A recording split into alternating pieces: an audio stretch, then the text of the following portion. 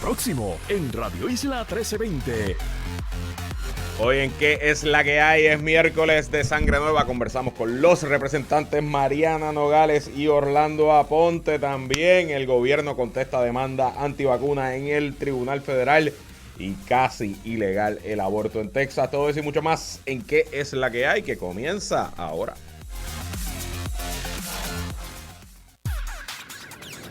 El análisis más potente y completo comienza ahora. Luis Herrero llega prendiendo fuego a los políticos y figuras que se atreven a dañar el país. Radio Isla 1320 presenta ¿Qué es la que hay? Con Luis Herrero.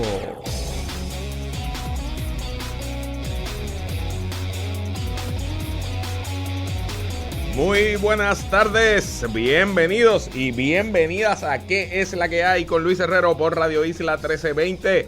Hoy es miércoles 1 de septiembre del 2021. Estamos en vivo e en directo para todo Puerto Rico por el 1320 AM y su cadena para el mundo a través de radioisla.tv, nuestra aplicación para teléfonos Radio Isla Móvil y en facebook.com/Radio Isla TV.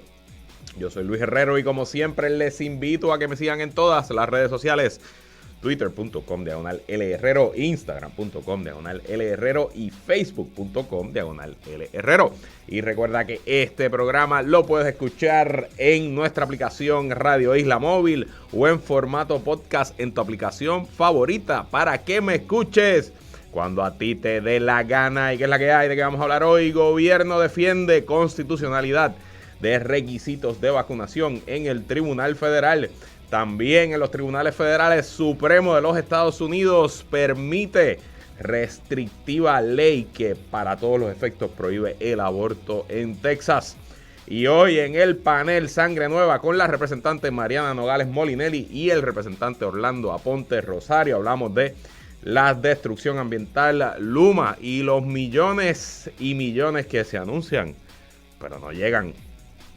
Bueno, vamos a arrancar. Oye, antes de comenzar, tengo que felicitar al Departamento de Salud. Que bueno, nunca es tarde si la dicha es buena. Pero hoy, tempranito en la mañana, con sus informes diarios, ¿verdad? De COVID, muertes, contagios, comenzaron a publicar la cantidad de personas fallecidas. Tristemente hoy se reportan 15 fallecidos por COVID, pero nos publicaron que de los 15, 13 no estaban vacunados. Hicieron una gráfica, un arte en sus redes sociales que explica claramente y nos demuestra la diferencia entre los vacunados y los no vacunados. Y pues yo específicamente llevaba pidiendo este tipo de información hace mucho tiempo. Qué bueno que ya lo están haciendo, así que felicito al Departamento de Salud y más de esto, por favor. Al final del día, de hecho, hoy hay una encuesta en el Washington Post que cada vez son menos, por decirlo así, las personas escépticas a la vacunación y que cada vez más hay menos resistencia al tema de la vacunación. Y de hecho Puerto Rico sigue siendo líder en los Estados Unidos. Somos de las primeras 6 jurisdicciones en cuanto a % de vacunación. Y es con este tipo de información, con este tipo de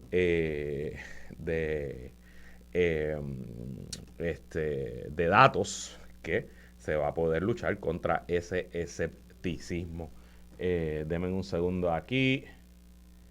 Bueno, entonces, vamos a lo que les iba a contar. Yo creo que no hemos hablado de este caso aquí, que es una demanda que se presentó hace ya más de un mes en el Tribunal Federal, aquí en La Charlón, justo al frente, donde 4 empleados gubernamentales, específicamente la señora Zulay Rodríguez Vélez, la señora Joama González Milán, la señora Leila Ginorio Carrasquillo y la señora Yulisa Piñero, las 4 son empleadas del gobierno de Puerto Rico, cuestionan la constitucionalidad de la orden ejecutiva del gobernador Pierluisi que pero impone requisitos de vacunación a todos los empleados y empleadas públicas que trabajen presencialmente. Si usted no se vacuna bajo esa orden ejecutiva, usted tiene la opción, de presentar una certificación médica con un médico que esté debidamente autorizado a practicar en Puerto Rico, o usted puede presentar la famosa exención religiosa, que ya eso sí lo hemos discutido aquí, que como saben, en la orden ejecutiva se impuso que además de que usted diga que su religión le prohíbe vacunarse, tiene que firmarla el pastor o la pastora, el líder o la líder espiritual de su congregación. Y bueno, pues ellos básicamente están cuestionando y le pidieron al Tribunal de Estados Unidos en Puerto Rico que determine que esa orden ejecutiva del gobernador Pierluisi es inconstitucional porque viola sus derechos a la intimidad, sus derechos a rechazar tratamiento médico y otros derechos bajo las cláusulas 14 y 5 de la Constitución de los Estados Unidos, el debido proceso, etc.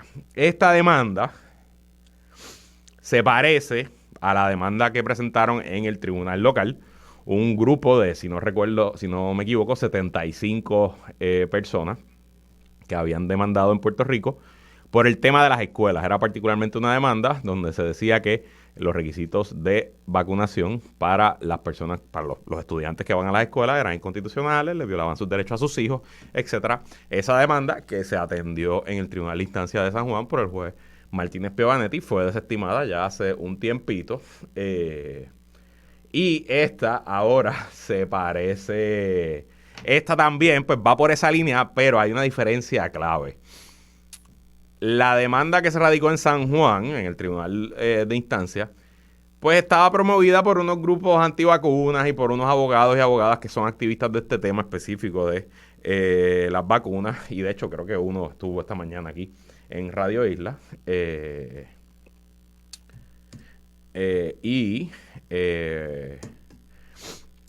Pero era un grupo de personas que pues no son muy sofisticadas, por ser honesto. O sea, realmente, y yo vi la argumentación oral, esa vista de injunction se transmitió por el canal de YouTube de la rama judicial, y se notaba que aquí pues eran personas... Yo no quiero insultar a nadie ni cuestionar el nivel intelectual de las personas, pero se notaban que no era una demanda muy sofisticada. Y cuando uno veía las argumentaciones que hicieron los abogados y las abogadas en ese caso, pues había mucha argumentación medio conspiracional y traían argumentos que no hacían sentido y hablaban de una cláusula de supremacía que yo todavía no entiendo de qué estaban hablando. Y pues obviamente era una demanda que todo el mundo que sabe un poquito de derecho, nada más con ser estudiante de primer año, probablemente tú veías esa argumentación y decías, sí, esta demanda en el TPI de San Juan no va para ningún lado, y en efecto, así mismo fue. Se desestimó, se declaró no al lugar, no sé si ya la apelaron, no tengo idea, pero estoy 99% seguro que en el Tribunal de Apelaciones le darán otro no al lugar y probablemente el Tribunal Supremo de Puerto Rico ni lo vea. La demanda que yo les estoy hablando aquí, que se radicó en la Chaldón, eso es otro animal completamente diferente, porque esta demanda...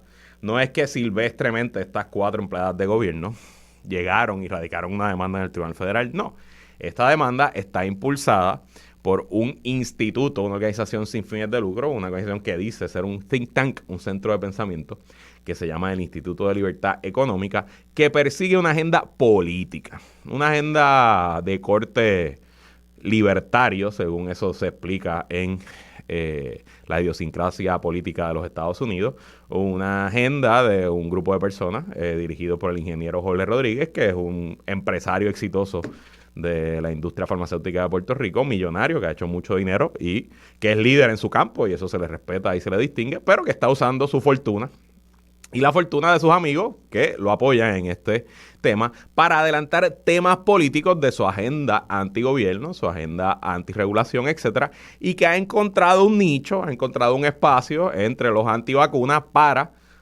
promoverse él, promover su grupo y tratar de lograr unas victorias legales pues que adelanten su agenda libertaria y de derecha. Y bueno, pues derecho tiene a eso. Él levantó dinero, reclutó a estas personas y escribió una demanda que honestamente está muy bien hecha. Es una demanda bien redactada, tiene excelentes abogados locales, conozco a varios de ellos, que los distingo por ser muy buenos abogados, y obviamente los abogados ponen lo que los clientes le piden, ¿verdad? Los abogados no necesariamente porque yo creo que no tengan razón, eso no va a la calidad de quienes son los abogados. Incluso se buscó un abogado del Cato Institute en los Estados Unidos que es otro think tank, esta es una organización ya líder global del movimiento libertario conservador y pues se trajeron a ese abogado también de refuerzo para presentar los argumentos. O sea que le hago toda esta historia para que entiendan que no se trata de un proceso silvestre. Esta demanda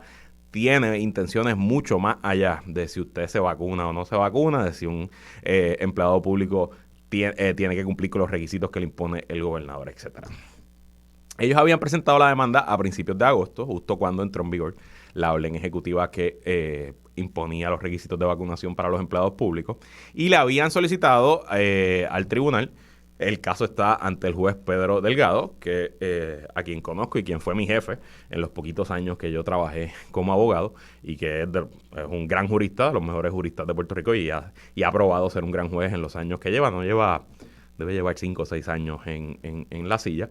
Pues ellos le habían pedido al juez que emitiera una orden de injunction que ordenara al gobierno a que paralizara los requisitos de vacunación para los empleados públicos, en lo que se veía el caso en sus méritos. El juez no le dio esa orden de injunction, o sea que por eso es que entró en vigor la orden ejecutiva de las vacunas hace más de un mes, y pues en Puerto Rico los empleados públicos hace más de un mes o se vacunan o presentan exención médica o religiosa, o se tienen que hacer una prueba PCR todos los lunes al comenzar la semana y mostrar que están negativos, o se pueden ir de vacaciones, usar licencia, o incluso se le permite irse con licencia sin sueldo. Bueno, pues después de que le dieran no al lugar a esa petición de injunction, el gobierno contestó ayer la demanda específica oficialmente con senda moción de desestimación.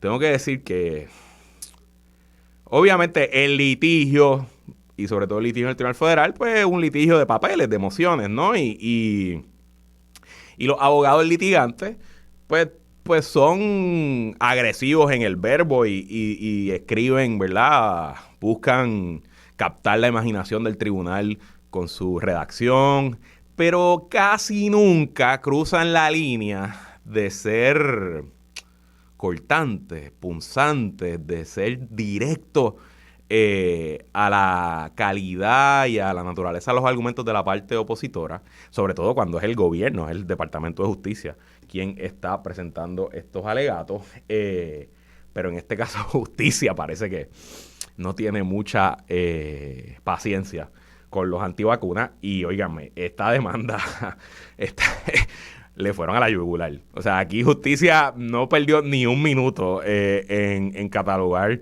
los argumentos de los demandantes. Bueno, les voy a contar y lo vamos a ir leyendo. Pero para darle un poquito de trasfondo de por dónde más o menos, qué factores tiene que el juez considerar a la hora de decidir si va a dar paso a la demanda, que se vean los méritos, o si le va a dar paso a la moción de desestimación del gobierno. Pues vamos a repasar algo que hablamos ayer también con el caso de Baello, el caso del discrimen contra los puertorriqueños en los fondos de seguro social complementario. Pues aquí aplican ciertos de esos principios, aunque aquí realmente no hay un tema de estatus político como lo hay en Baello, pero sí aplican ciertos principios, porque al final del día el meollo del asunto es la discriminación, el discrimen. Y como yo les dije ayer, que aunque pueda sonar chocante, en muchas instancias, quizás en la mayoría de las instancias, el gobierno sí puede discriminar cuando lo hace para adelantar un interés apremiante o racional para cumplir unos objetivos del gobierno. Y el ejemplo que yo les he dicho varias veces aquí, que lo vuelvo y lo repito, era el servicio militar obligatorio, que por décadas, hasta hace varios meses, era solamente obligatorio para los varones. Si usted quería tener acceso a becas Pell y ayuda universitaria, usted tenía que inscribirse en el servicio militar obligatorio. A las mujeres eso no le aplicaba. Ahí hay un discrimen claro entre hombres y mujeres, pero es un discrimen que es completamente legal, porque el interés racional y apremiante que adelanta el Estado con eso era pues tener acceso a una población de hombres jóvenes para mandar a la guerra, que pues no hay un interés más importante del Estado que la seguridad nacional.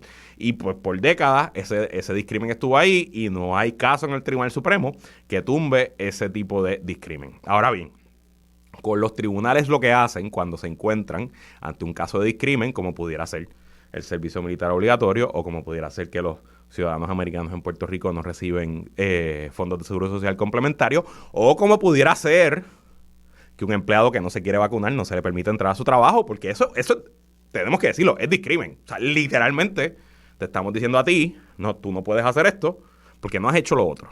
No puedes entrar a trabajar porque no te has vacunado, o porque no me has traído una extensión médica, o porque no me has traído una extensión religiosa, o porque no te hiciste una prueba PCR. Y ahí hay un discrimen. Ahora bien, mi teoría y la teoría del Estado, que es la jurisprudencia y la ley en los Estados Unidos, es que este tipo de discrimen, para adelantar la salud pública, que es un interés apremiante del Estado, es más que permitido. Y de hecho, pues por ahí es que se va el gobierno de Puerto Rico y el Departamento de Justicia. Esta situación, el tema de requisitos de vacunación, el Tribunal Supremo de los Estados Unidos lo atendió hace ya más de 115 años. El caso leading, como dicen los abogados, es un caso que se llama Jacobson versus Massachusetts, un caso que decidió el Tribunal Supremo en el 1905, de hecho, el mismo Tribunal Supremo, los casos insulares, interesante. Ese caso, para que ustedes entiendan, se parece, pero es muy diferente a lo que estamos viviendo hoy. En ese caso, el demandante Jacobson era un pastor sueco que había nacido en Suecia y que en su niñez en Suecia había sido vacunado contra la viruela, lo que en inglés se conoce smallpox. La viruela es una enfermedad que ya no existe, que no ha habido un caso desde los 70 y que se erradicó de la faz de la tierra gracias a la vacuna contra la viruela. De hecho, una enfermedad horrible que tenía casi 30% de mortalidad a las personas que le daba y que muchos de los sobrevivientes quedaban marcados de por vida porque se llenaba todo su cuerpo de ronchas y terminaban con cicatrices, etcétera. Y también era una enfermedad que le encantaba particularmente a los niños, las niñas y las mujeres embarazadas. Bueno, pues Jacobson se había vacunado de niño y alegaba él que tenía una reacción violenta a la vacuna, que la pasó muy mal, y años más tarde, ya de adulto, él había migrado a Massachusetts, específicamente a la ciudad de Cambridge, y en el 1903 la ciudad de Cambridge decretó que había un brote de viruela, y utilizando una ley del estado de Massachusetts, impuso vacunación obligatoria. Ahí no había excepción religiosa, ahí no había excepción médica, era te vacunas o pagas una multa. Esa era la penalidad. No te metían preso, pero tenías que pagar una multa de $5, que busqué, y que $5 en el 1903 son más o menos $150 hoy. O sea que tampoco es que era una multa que te iba a quebrar, pero era una multa. Y Jacobson, pues llevó su caso a los tribunales federales hasta que llegó al Tribunal Supremo, diciendo que, oye, me estás violando mi derecho a no vacunarme. Me estás violando mi derecho a la intimidad. Me estás violando mi derecho a yo no meterme cosas foráneas a mi cuerpo. Y el Tribunal Supremo de los Estados Unidos, en una decisión 7-2, decisión que luego ha sido reconfirmada más de 5 ocasiones desde el 1905 y que se ha usado ahora en los casos como el de la Universidad de Indiana hace poco para favorecer y permitir los requisitos de vacunación del COVID. Pues el Tribunal Supremo dijo, sencillo, es verdad. Se le está imponiendo requisitos. En ese caso, y recuerden, allá era obligatorio vacunarse. No es como aquí que te están dando distintas opciones. No, allá era obligatorio vacunarte. Y el Supremo dice que en toda sociedad ordenada, el gobierno tiene el deber de conservar la seguridad de sus miembros y los derechos individuales en cuanto a la libertad.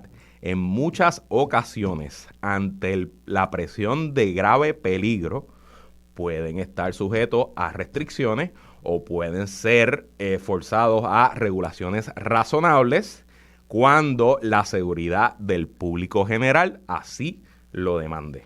Y dice el Tribunal Supremo en el 1905, la libertad real para todos no pudiera existir sin que existiera el principio básico que reconoce que el derecho de cada individuo para usar su libertad es en cuanto a su persona y su propiedad, pero eso no es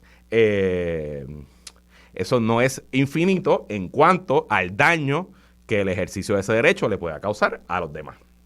Así que, punto. ¿Y qué resolvió el Tribunal Supremo? Que en ese caso, que era obligatorio vacunarse, que no es lo mismo que le están haciendo los empleados públicos, aquí no es obligatorio vacunarse, aquí hay excepciones, o te hacen la prueba, o traes la excepción médica o religiosa. En ese caso, que era obligatorio, el Supremo dijo, sí, los gobiernos pueden imponer vacunas obligatorias siempre y cuando la imposición no vaya más allá de lo que es razonablemente requerido para garantizar la seguridad del público. Y esa es la ley en cuanto a las vacunas, y esa es la ley en cuanto al poder del Estado para imponer requisitos de vacunación.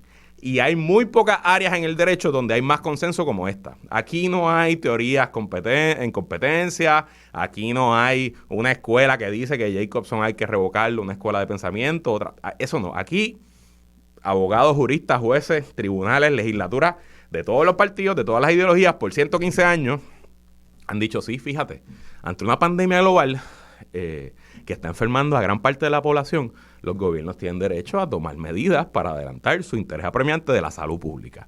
Y le hago todo este cuento porque lo más que uno escucha de personas, incluyendo al ingeniero Jorge Rodríguez que está detrás de esta demanda, es que mi derecho a la libertad individual y no me pueden violar mi derecho a la libertad individual. Y eso suena bonito en teoría, pero es una falacia que no está permitido en nuestro sistema, que está claramente establecido las excepciones cuando se puede discriminar contra una persona para adelantar el interés público y que el interés de la salud pública, y que además demuestran o que el ingeniero Rodríguez está siendo un ignorante sobre el tema o que a propósito está tergiversando el asunto para levantar dinero, levantar su perfil y adelantar los intereses políticos de la organización que él dirige. Bueno, con toda esa historia, vamos a los argumentos que hace el Departamento de Justicia. Y de nuevo, estoy traduciendo del inglés, el escrito está lo más interesante. Dice aquí, el gobierno va a poner a este tribunal en posición para confirmar que las teorías de los demandantes son reckless. ¿Cómo se dice reckless? Algarete. No creo que algarete sea el término legal en español, pero eso es lo que significa. Y que están basadas, escúchense en esto, en estadísticas fallidas y conclusiones de política pública que son más propias para los foros políticos que para los tribunales. Dice aquí también, esto está duro de verdad. Claramente, los retos constitucionales que traen los demandantes a la orden ejecutiva del gobernador no solo carecen de mérito, sino que son un subterfugio para adelantar la agenda antivacunas a través del Tribunal Federal. En esa línea, el tribunal va a poder, dice Justicia, concluir que la orden ejecutiva no viola la 14ª enmienda de la Constitución de los Estados Unidos, que es la enmienda de debido proceso, y que incluso cumple con los rulings de Jacobson y la jurisprudencia federal. También dice, y esto me encanta porque es que es fantástico, porque la persona pública del ingeniero Jorge Rodríguez es que usa muchos datos y presenta mucha información. Y aquí dice Justicia, las alegaciones sustantivas de los demandantes están basadas mayormente en la interpretación personal de data al azar descargada del internet para empujar a través de este tribunal su propia política pública sobre el COVID-19 para el gobierno. O sea, le está diciendo el Departamento de Justicia, mire señor, no sea tan disparatero. No sea tan disparatero. No se vaya por ahí a buscar información, cherry picking, dónde está aquí una cosa, otra cosa, para adelantar su interés y sus ideas libertarias y sus fantasías utópicas de una sociedad sin gobierno, etcétera, etcétera, etcétera. Y pues nada, honestamente, a mí me parece, a mí me encantó el escrito del Departamento de Justicia. Se nota que los abogados y las abogadas de justicia que participaron tenían algún tipo de de una espinita, mínimo una espinita, porque yo me imagino también, esos abogados en justicia tienen trabajo de sobra, trabajo de más. Estoy seguro que hace falta más personal, que tienen un chorro de vacantes, que es difícil reclutar personas. Y entonces que llegue esta organización usando millones de dólares de sus miembros para adelantar una política libertaria, usando de subterfugio las vacunas, pues obviamente eso le hiere la sangre a cualquiera. A mí me hiere la sangre. Me hierve la sangre. Así que de lo más interesante la medida, y veremos cómo el juez Pedro Delgado determina este asunto. Lo próximo es que él decida si va a celebrar una vista en su fondo donde se argumente lo que ambas partes dicen, o si simplemente decide sobre la moción de desestimación del Estado. Yo presumo que tendremos una solución relativamente rápida sobre este tema. Claro, eso sí, quien pierda, que probablemente sean los demandantes, porque eso es lo que la ley dice. Si ganan me sorprendería, pero bueno, cualquier cosa puede pasar. Pero quien pierda va a ir al Tribunal de Apelaciones y luego tratará de ir al Tribunal Supremo de los Estados Unidos, porque al final del día eso es lo que hay detrás de todo esto. Es una agenda para tratar de adelantar una política pública y económica donde se saque al gobierno de nuestras vidas en aras de, entre comillas, la libertad personal. No me queda mucho tiempo, wow, se me fueron los 25 minutos en este asunto, pero hay que estar muy pendiente. Hay algo pasando en el estado de Texas. Ayer a la medianoche entró en vigor una nueva ley, quizás la ley que restringe el derecho de las mujeres a escoger terminar su embarazo, más fuerte y más extraña, yo diría peligrosa, de los Estados Unidos, específicamente en Texas. Es una ley que hace ilegal en ese estado el aborto luego de las 6 semanas de gestación. Según entiendo, yo pues obviamente desconozco este tema, tampoco he tenido hijos, que casi ninguna mujer sabe que está embarazada antes de las 6 semanas, o sea que para todos los efectos, pues esta ley lo que hace es imposible que se realice un aborto en Texas, porque la inmensa mayoría de las personas ya van, cuando se entere, van a haber estado luego de la 6ª semana. Y adicional, la ley crea algo que me parece una total locura, que es que le crea una acción, usted puede demandar, si usted se entera que su vecino le dio PON a su hija para llevarle a una clínica a que se realice un procedimiento de terminar un embarazo, la ley le permite al vecino, sin que haya sufrido ningún daño, radicarle una demanda al papá de la niña que la llevó a la clínica por ser parte, accesorio, ayudar a una persona a realizarse un aborto, y le permite cobrar $10,000 si el tribunal dice que sí, usted ayudó a una persona a realizarse un aborto, $10,000 de sentencia, y pagarle a los abogados. O sea, básicamente Texas acaba de crear un mercado, un bounty hunter, donde usted puede ir por ahí buscando quién está ayudando a otras personas, quién es parte de pues una clínica de planificación familiar, una clínica de terminar el embarazo, y empezar a radicar demanda a diestra y siniestra. Y bueno, que esto pase en Texas no nos debe sorprender. En los estados sureños y conservadores de Estados Unidos se lleva tratando de acabar con Roe vs. Wade desde literalmente que se aprobó Roe vs. Wade en los 70. Pero la diferencia es que ayer el Tribunal Supremo tenía la opción de paralizar esta ley hasta que se vieran en los méritos, y el Tribunal Supremo no hizo nada. Y oficialmente hoy, en Texas, hay una ley en vigor que viola Roe vs. Wade y que viola toda su progenie después de Roe vs. Wade, específicamente el caso de Casey, y me parece que estamos entrando en una nueva era en cuanto a las luchas del aborto, y lo peor es que vélenlo como este debate ya mismo se refleja en nuestras costas. Que Dios nos coja confesados. Nosotros nos vamos a una pausa y regresamos con el panel Sangre Nueva. No se vaya nadie, que es la que... Échale. Introducción nueva, así mismo es. Hoy es miércoles de Sangre Nueva y conversamos con la representante por acumulación del movimiento Victoria Ciudadana, Mariana Nogales Molinelli, que es la que hay, representante.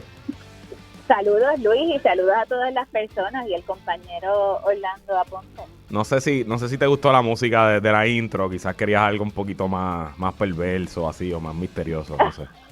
Está bien, esa es tu prerrogativa. También con nosotros ya lo representante del PPD por el distrito 26 de Barranquita, Orocovis, Villalba y Coamo. No se me queda ninguno, creo. Orlando Aponte Rosario, que es la que hay, representante. Muy buenas tardes, todo muy bien, adiós, gracias. Saludos, Mariana. Saludos a toda la gente que nos sintoniza.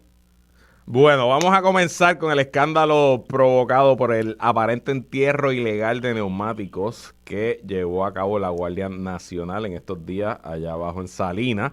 Esta acción se dio a conocer por denuncias de vecinos y del Partido Independentista Puertorriqueño en Salinas, y luego de la denuncia, pues la Guardia Nacional admitió que pues no tenían permiso para hacer lo que estaban haciendo y que se la estaban jugando fría a lo loco o de manera temeraria, que eso fue, ya me dijeron, así es que se traduce a reckless, temeraria.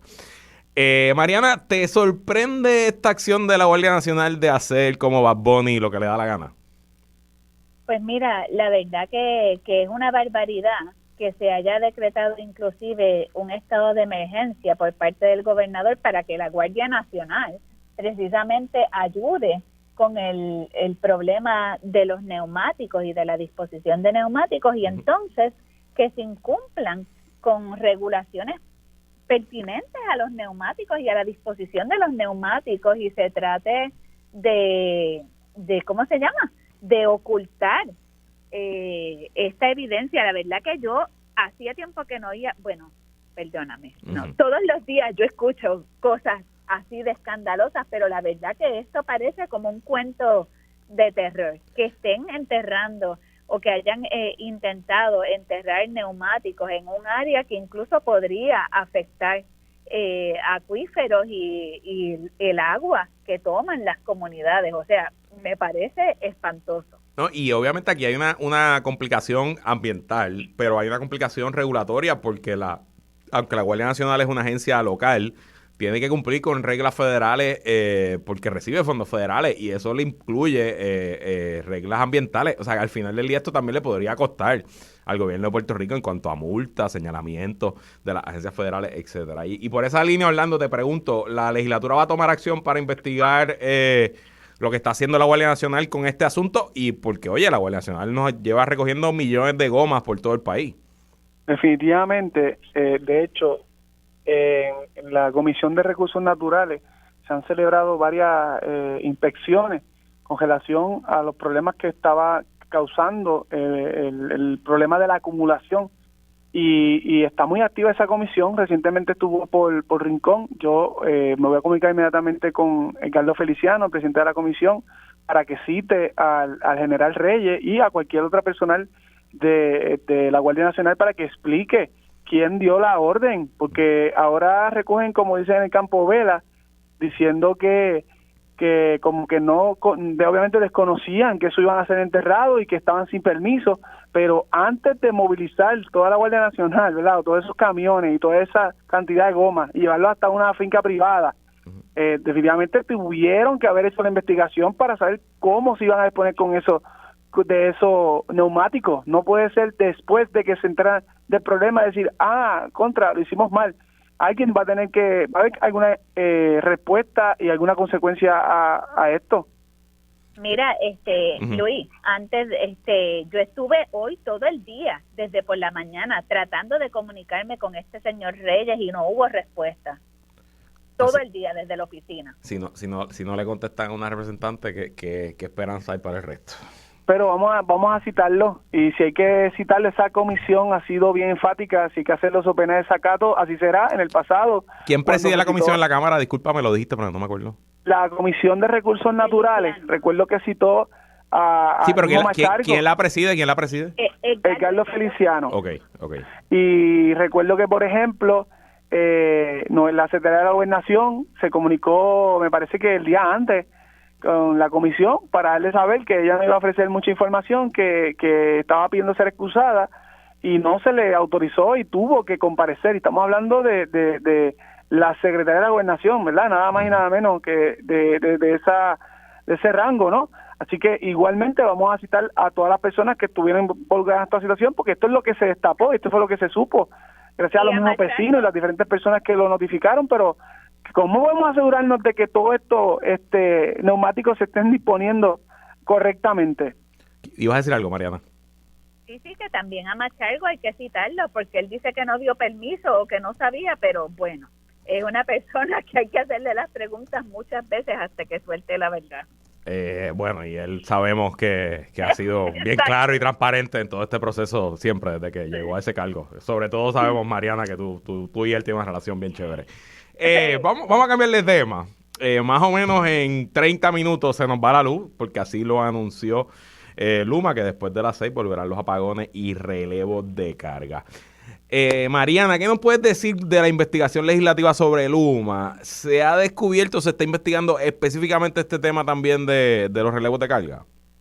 Pues mira, nosotros no hemos culminado con la investigación. Ha habido unos informes parciales.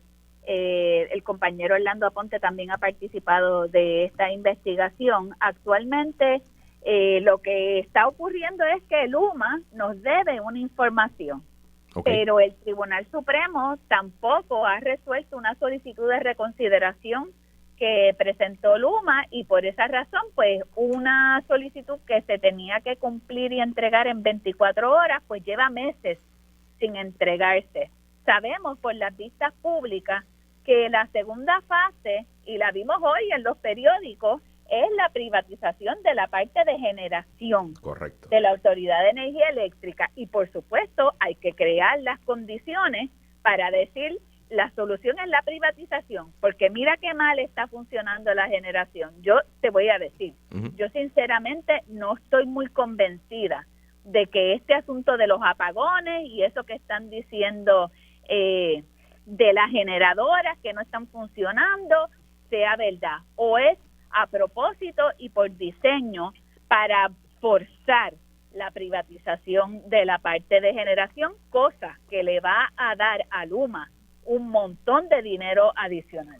Yo siempre uso la filosofía de que no hay que adjudicar malicia cuando la incompetencia es suficiente explicación, pero aquí, como han sido tan obtusos y tan oscuros y tan complicados para dar información, pues obviamente pues la sospecha siempre van a atentar en contra de ellos, porque qué obstinación cuando entrega el documento, y qué curioso que el Tribunal Supremo lo que no le permite a nadie, a Luma se lo permiten. ¿Cómo es que no se entrega una información cuando ya hay una orden y una sentencia de un tribunal? Bueno, y Orlando, rapidito, ¿cómo se ha sentido estos apagones, estos relevos de carga en tu distrito específicamente? ¿Cómo lo está pasando la gente de la montaña? Horrible. En mi residencia y mi sector se está yendo toda la semana, a veces 2 días corridos.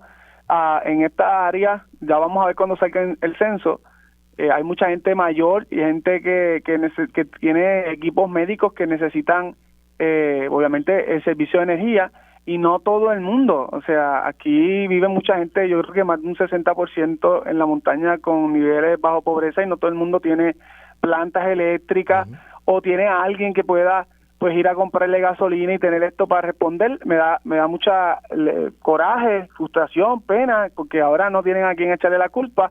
Y quiero abundar algo brevemente a lo que mencionaba la compañera.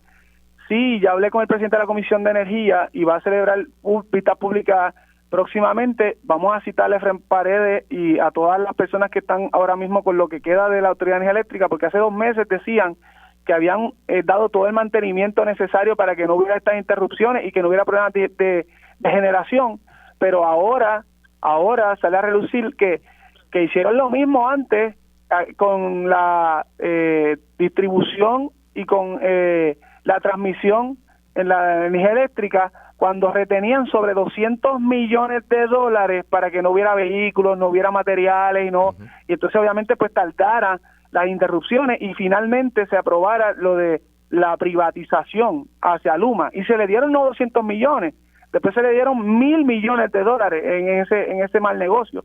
Ahora no es de sorprender que, a pesar de que ya informaron, ¿verdad?, con la boca, porque con los papeles no han querido cumplir y se han obstinado en ir hasta el Tribunal Celestial, literalmente han ido al Federal y lo perdieron, han ido al de San Juan y lo perdieron, han ido a Apelación y lo perdieron, fueron al Supremo y lo perdieron. O sea, la palabra frívolos y temerarios se queda corta, pero ahora lo que preocupa es que no quieran hacer lo mismo con la generación y que no le estén dando el mantenimiento. Aquí lo que hay que hacer es explicar por qué no se le está dando el mantenimiento, y evidentemente el gobernador, que duerme bien en su casa y que no se le va la luz allá en la fortaleza, va a tener que despedir y solicitarle la renuncia inmediatamente a los que están dirigiendo la generación en Puerto Rico y que está haciendo que haya tantas constantes interrupciones y y todo con el propósito de que eventualmente pues la gente empiece a aceptar privatización como algún tipo de solución a este gran problema. Bueno, ya veremos cómo ocurre, estaremos muy pendientes de esas investigaciones. Nos vamos a ir a la pausa. Cuando regresemos vamos a hablar de un tema que no necesariamente está en los medios, pero que, oye, se anuncian millones y millones, pero esos millones no llegan. ¿Qué está pasando? Seguimos con más en ¿Qué es la que hay? El análisis en Radio Isla 1320. ¿Qué es la que hay? Con Luis Herrero. Y regresamos. Y estamos conversando en el panel de Sangre Nueva con los representantes Mariana Nogales y Orlando Aponte. Bueno, esta semana, ayer se fue viral un video de un maestro en una escuela en Orocovis, del distrito de representante Aponte, que mostraba cómo su salón se había convertido en una coladera de agua y que allí pues no se podía enseñar, a pesar de que la escuela estuvo cerrada por más de un año y que hay miles de millones de dólares asignados para rehabilitar las escuelas. Como pasó en tu distrito, Orlando, empiezo contigo. En teoría, Puerto Rico tiene hoy acceso a más dinero que nunca en su historia para escuelas, infraestructuras, trabajos de recuperación de los huracanes y los terremotos, mitigación y otras obras, pero nada se mueve. En tus primeros 8 meses como legislador, ¿qué has averiguado? ¿Qué rayos está pasando? Ciertamente es que hay un enfoque de anunciar dinero y con eso pues acaparar titulares. Así es como lo acostumbraba a hacer la hoy comisionada residente. Como bien menciona, se anunciaron sobre 3.500 millones de dólares específicamente, exclusivamente para reparar escuelas, luego sobre 200 millones después de los terremotos. Cuando vienes a ver, durante casi 2 años que llevan cerradas, en el distrito mío apenas repararon 2 escuelas o atendieron 2 escuelas. Entonces no esperan hasta que comienza el semestre escolar presencial para entonces comenzar a hacer trabajo. Obviamente ahí hay a mí desde mi perspectiva, para contestar tu pregunta, lo que he podido observar es mala gerencia, mala planificación. No hay realmente un compromiso, una voluntad de hacer las cosas bien, hacer las cosas diferentes, y yo personalmente pues me he dado cuenta que tiene mucho que ver con la politización del Departamento de Educación. Okay.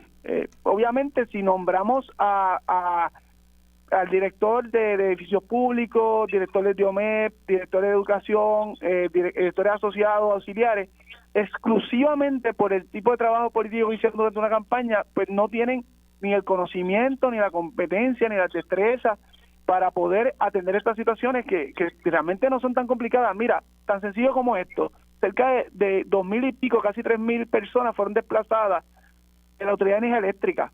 Tenemos personas de toda índole, personas que conocen de electricidad, conocen de construcción, conocen de diseño, de todo.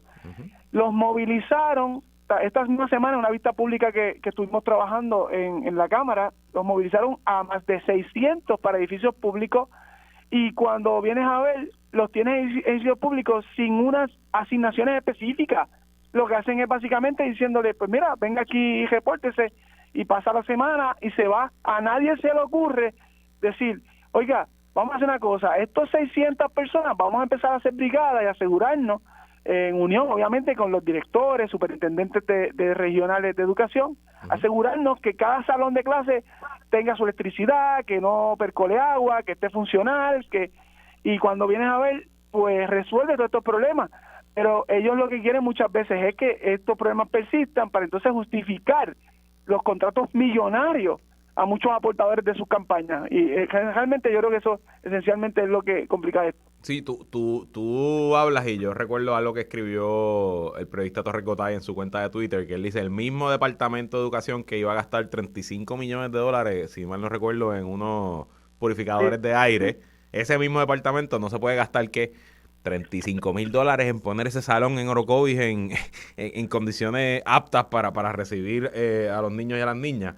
Mariana, pero permíteme, quisiera, ¿verdad? Según te digo esto, te digo lo otro. Tengo que reconocer que como eso de las 10 y pico de la noche conseguí al secretario, y el secretario sí, por lo menos está bien accesible.